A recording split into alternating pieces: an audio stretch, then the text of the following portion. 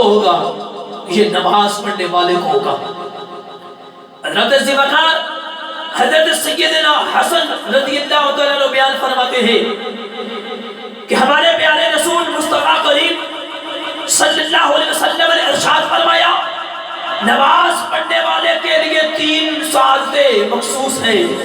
اول یہ کہ اس کے پاؤں کے ناخن سے لے کر سر کی مانگ تک آسمان سے رحمتوں اور برکتوں کا نزول ہوتا رہتا ہے۔ دوسرے یہ کہ اس کے قدموں سے لے کر فضائے آسمانی تک فرشتے اس کی حفاظت کرتے ہیں۔ تیسرا یہ کہ ایک فرشتہ آواز دیتا ہے کہ اگر اسے خدا تعالیٰ کے ساتھ اپنا معاملہ معلوم ہو تو یہ نماز میں اس کے قدر مستقر ہو جاتے ہیں۔ حضرت ذوالفقار یعنی ڈوب جائے کہ پھر اسے چھوڑ کر کسی اور جانب متوجہ ہی نہ ہو، اس طرح نماز میں ڈوب جائے، اس طرح نماز پڑھے کہ کسی اور چیز وال دھیان نہ لگے، اس طرح نماز کے میں ڈوب جائے۔ روح نماز خشوع خضوع ہے۔ نماز کی اصل روح خشیت تقویٰ ہے۔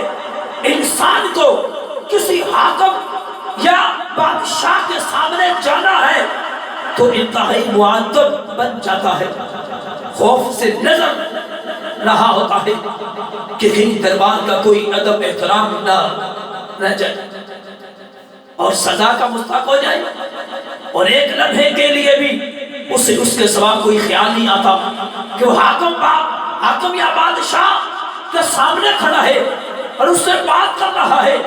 جب انسان بادشاہوں کے بادشاہ اور حاکموں کے حاکم حکم الحاکمین کے دربار میں حاضر ہو یعنی نماز پڑھ رہا ہو تو اس کے قلب کی جو کیفیت ہونی چاہیے وہ حکم زبان میں اس کی تاب بیان نہیں، اس حساب کے ساتھ جو نماز پڑھی جائے حقیقی نماز وہی ہے۔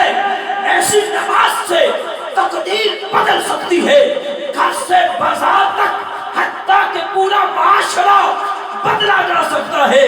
لیکن وہ نمازیں جو دکھاوے کے لیے پڑھی جاتی ہے، زبان پر نماز کے کلمات ہوتے ہیں مگر ذہن دل کہیں اور بھٹک رہے ہوتے ہیں، تو ایسی نماز بے اثر ہوتی ہے۔ حضرت ذوالفقار سچی نماز، صحیح معنوں میں نماز تو وہ ہے جس سے دل میں سوز غضا اور خشوع خضوع ہوتا ہے، اور نمازی کو علاج محبوب کا قائم سرور حاصل ہوتا ہے۔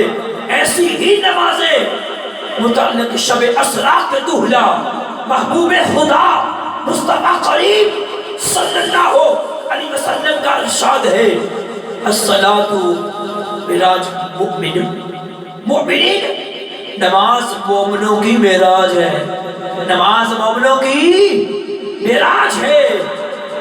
اللہ تعالیٰ فرماتا ہے جو اپنی نماز میں گن گڑاتے ہیں، کیونکہ نماز خالق مالک کے حضور میں اپنی بے چارگی، عاجزی اور بے بسی کے اظہار کا نام ہے۔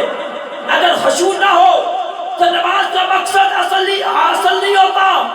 خشوع کے معنی ہے بدن کو جھکانا، آواز پست کرنا، آنکھیں نیچی رکھنا، یعنی نماز